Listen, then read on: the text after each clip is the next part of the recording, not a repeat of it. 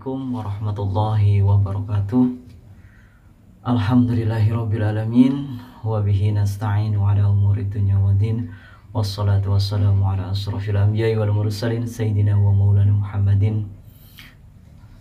Qala Allah ta'ala fil Qur'anil Karim, a'udzu billahi minasyaitonir rajim. Bismillahirrahmanirrahim.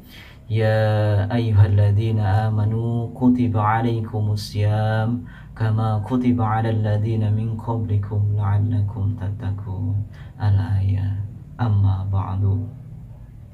Jumpa lagi bersama saya Al-Fakir Imam Syafi'i, yang tentunya bukan ustadz, bukan kiai ya. Cuma manusia biasa yang sangat bodoh terhadap ilmu agama, yang cuma ya lagi cuap-cuap saja. Sebentar lagi kita akan memasuki atau kita akan kedatangan tamu yang begitu agung, tamu yang begitu mulia, tamu yang sangat istimewa. Siapakah itu? Ya, bentar lagi dalam hitungan hari bulan Ramadan akan datang kepada kita. Mudah-mudahan umur kita, kesehatan kita bisa menyambut bulan Ramadan dengan sukacita, dengan bergembira, dengan semangat yang menggebu-gebu. Syahrul Ramadan, ya, Syahrul Ramadan, artinya bulan Ramadan. Di dalamnya itu terdapat keutamaan yang sangat mulia, banyak sekali keutamaan-keutamaan, banyak sekali pahala-pahalanya. Dalam bulan puasa juga artinya kita dituntut untuk menjalankan ibadah puasa ya. Namanya juga bulan puasa, maka kita dituntut untuk menjalankan ibadah puasa. Dan tuntunan tersebut sebagaimana ayat yang telah saya sampaikan tadi, yang artinya wahai orang-orang yang beriman, diwajibkan atas kamu berpuasa sebagaimana orang-orang sebelum kamu agar kamu bertakwa. Nah, itu dalil Al-Qur'annya. Artinya dalam beribadah puasa kita tidak semerta-merta menjalankan ibadah puasa artinya tidak makan dan tidak minum saja, tapi sebelum itu juga kita harus belajar ilmunya. Apa saja ilmunya? Ya, saya sempat tadi ya menengok kegiatan di pondok, sehabis maghrib tadi anak-anak santri lagi belajar syarat wajibnya puasa, terus syarat sahnya puasa, terus rukun puasa, dan batalnya apa saja yang membatalkan puasa. Ya, pengen tahu videonya? Ayo sok simak videonya.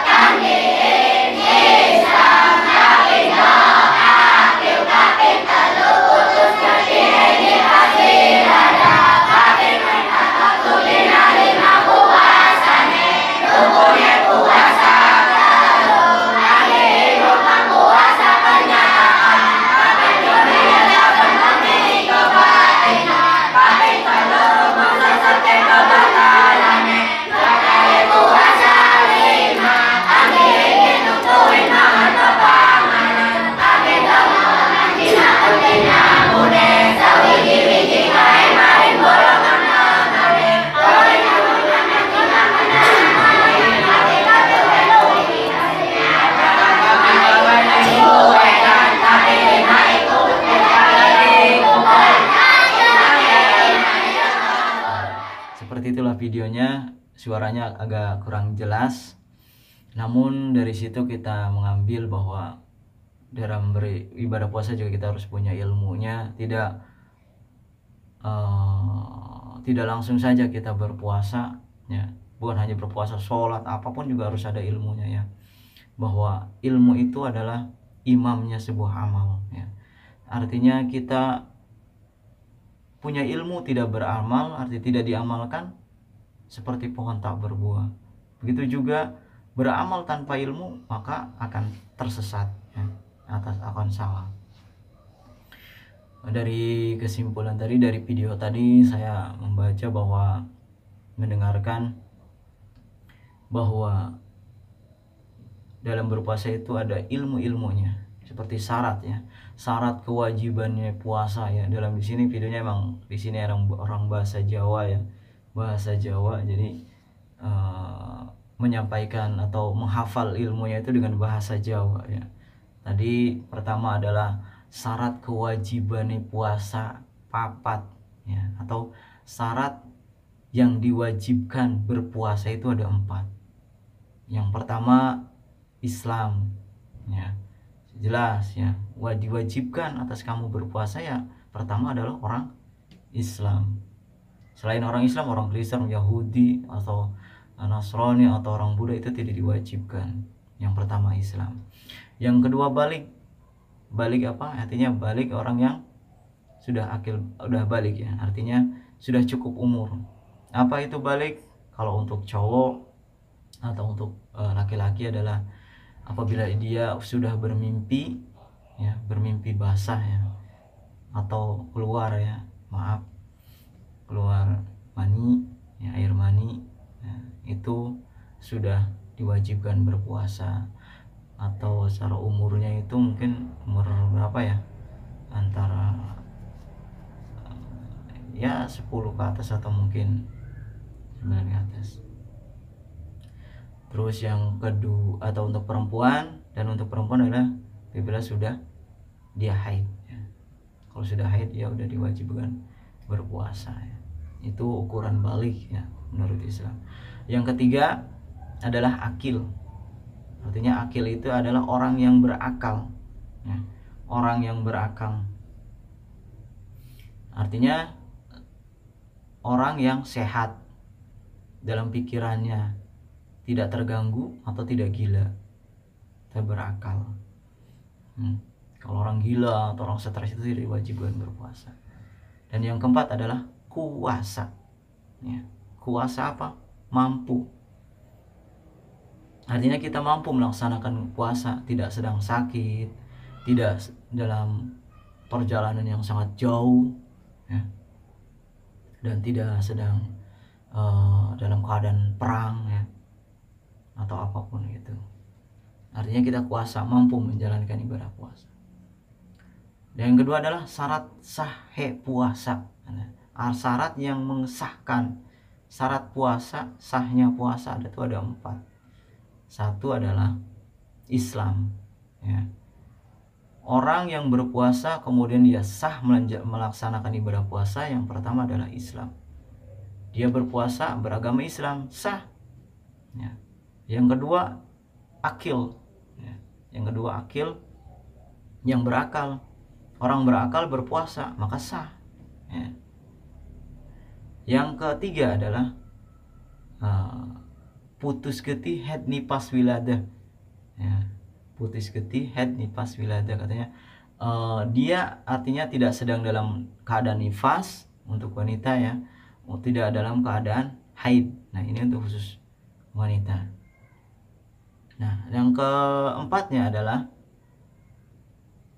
waktu tinarima puasa nih. Nah di sini bahasa Jawa ya, jadi waktu tinarima puasa nih, artinya waktu saat-saat yang diterima puasa. Artinya tidak dalam puasanya seperti jangan puasa di saat malam atau puasa di saat bulan dalam Idul Fitri, Idul Adha ya, atau hari-hari tasyrik. Nah itu tidak boleh. Jadi kita berpuasa itu waktu diterima puasanya seperti bulan Ramadan atau puasa sunnah ya seperti di bulan Rajab, bulan Syaban atau bulan-bulan yang lainnya yang memang diperbolehkan untuk berpuasa. Nah itu. Nah yang ketiga adalah apa? Rukun puasa ada 3. Rukunnya puasa ana telu. Nah itu orang Jawanya. Yang pertama adalah wong kang puasa kenyataan. Artinya apa? Kita benar-benar niat berpuasa, artinya dalam diri kita niatkan untuk berpuasa dengan seyakin-yakinnya. Artinya niat puasa kenyataan, tidak bermain-main. Artinya tidak dalam niat pengen puasa niat nanti kalau udah jam 8 makan buka. Nah itu nggak boleh. Nah yang kedua, niat saben wengi ning kebatinan, artinya berniat di malam hari. Nah itu artinya dalam berpuasa itu kita berniat niatnya itu di malam hari ya. Biasanya kalau umumnya sih setelah tarawih itu niat bareng-bareng ya, dipimpin oleh imam. Nah atau juga setelah sahur ya, setelah sahur kita niat. Nah tapi kalau misal lupa niat, nah kita boleh, ada yang mengatakan boleh niat waktu itu juga.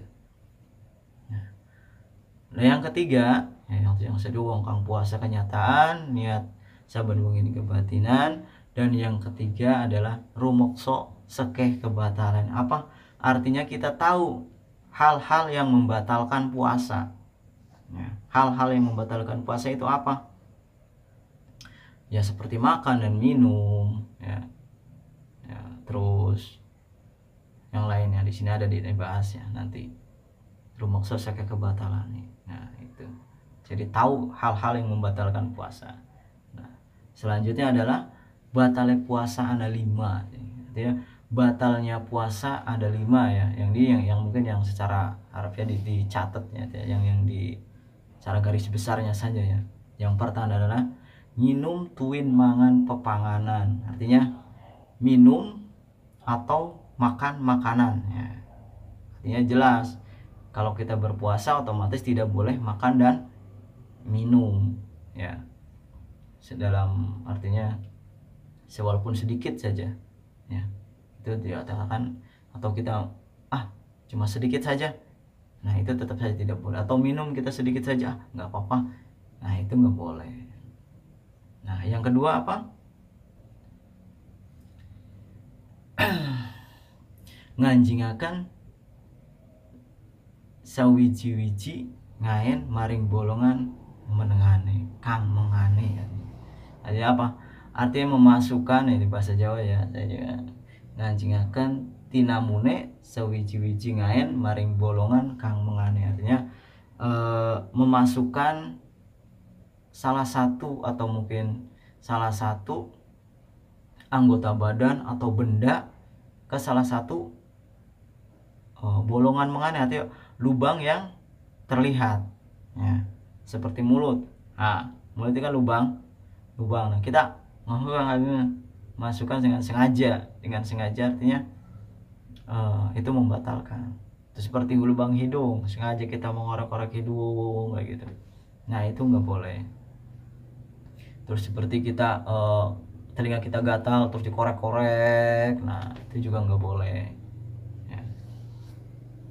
Yang ketiga ya, batal puasa adalah haid nifas wilada, artinya ketika saat kita berpuasa ya, tiba-tiba bagi perempuan itu haid ya, haid, nah atau dalam keadaan nifas atau melahirkan, nah itu membatalkan puasa. Walaupun misal tinggal 2 menit lagi mau maghrib, nah kita haid, nah perempuan itu haid, nah maka otomatis membatalkan. Nah itu bisa dikodok ya, nanti dikodok di bulan-bulan berikutnya. Yang keempat adalah edan ya. Edan di sini bahasa Jawa artinya gila.